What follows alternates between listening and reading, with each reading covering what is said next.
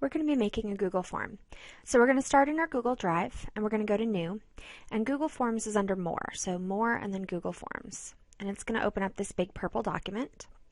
First of all, if you're not a big fan of purple, you can use the little paint palette up at the top to change the color or even choose a theme for your form. You can upload your own photo or take one from your Google Drive or use any of the ones that Google has available. We need to start by giving our form a title. When we give it a title in the upper left-hand corner and then click on the form itself, it's going to automatically change the title of our form on the form. And if I want to, I can give a description.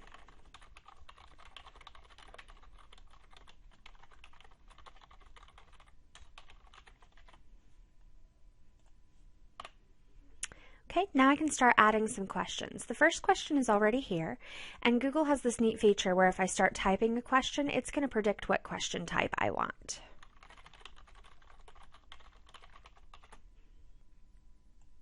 If it doesn't do the correct question, I can come into the menu and change it to the kind of answer I'd like to receive, in this case a short answer. I then have the option of making the question required, which means they will not be able to submit the form without answering it. I can duplicate the question. If I want to make another one of the same or a similar one, I can delete the question, or I can come into the menu and turn on some other features. For example, I can add a description.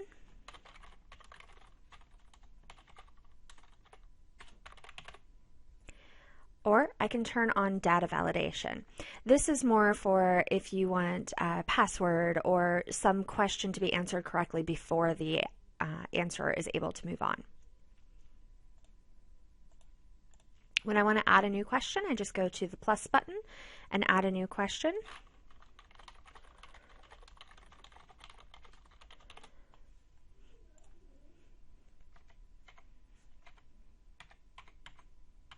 In this case, we'll do a multiple choice question.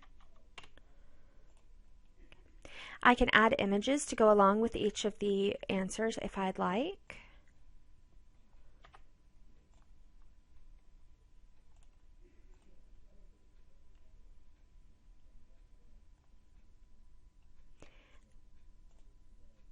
The different kinds of questions that I can ask are short answer and paragraph, both of which will let the answerer type in as much information as they want, but the short answer gives a smaller box, which implies that you are looking for a shorter answer, and the paragraph has a larger box, which implies that you want several complete sentences.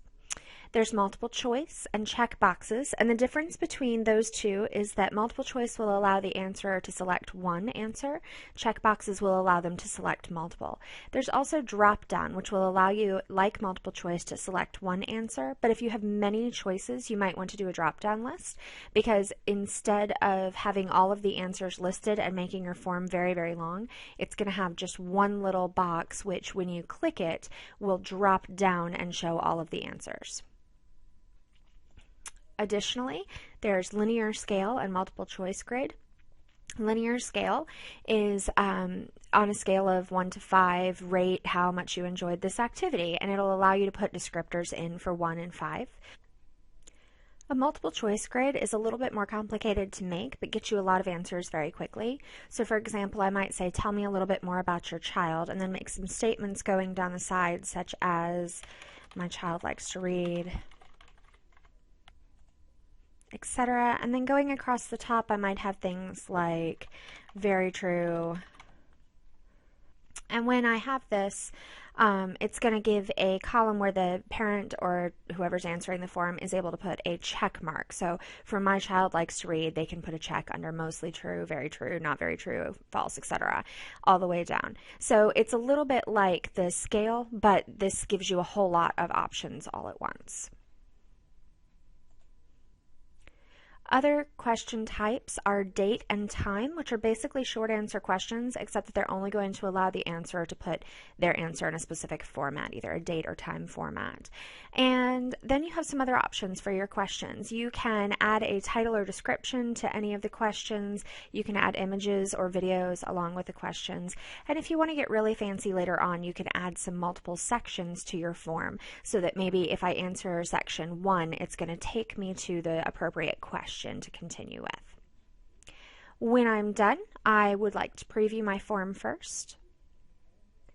And if it looks exactly like I want it to look, then I can exit out of that form and send it.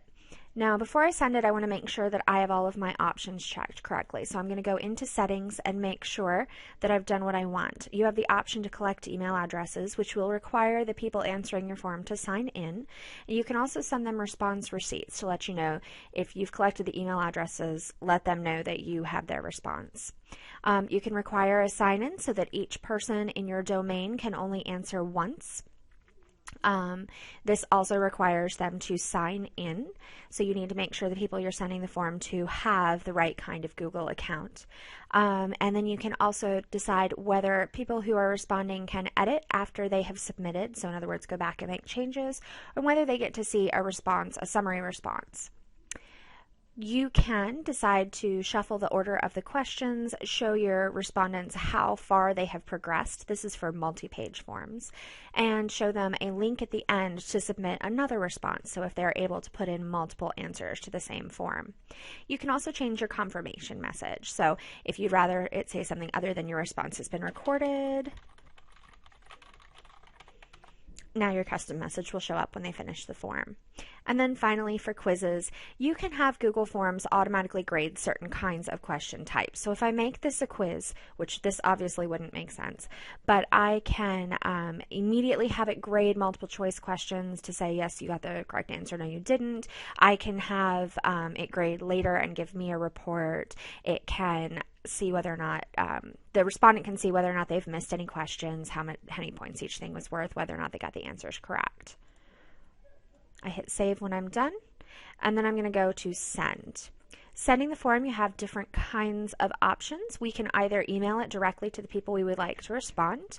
I can produce a link or a shortened link that will allow respondents to find the form, or I can embed it in a web page. I can also post it directly to Google+, Facebook, or Twitter. And finally, I can go into this More menu and do a couple more things. I can undo any of my changes. I can make a copy of a question or the entire form. I can throw my form away. I can get a pre-filled link, which is going to help me send the form. I can print. I can also add collaborators. So in a normal Google Doc, you would go to Share, and you would just send, and the menu looks a lot like this, which in Google Forms is our Send Form menu.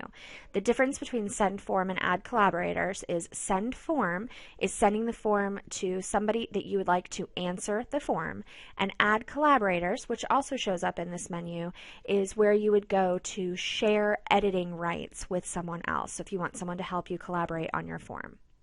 Finally, if I'm really smart, I can go into Script Editor, and if I want to do some fun things to my form, I can go into add-ons and use any of the add-ons people have created for Google Forms.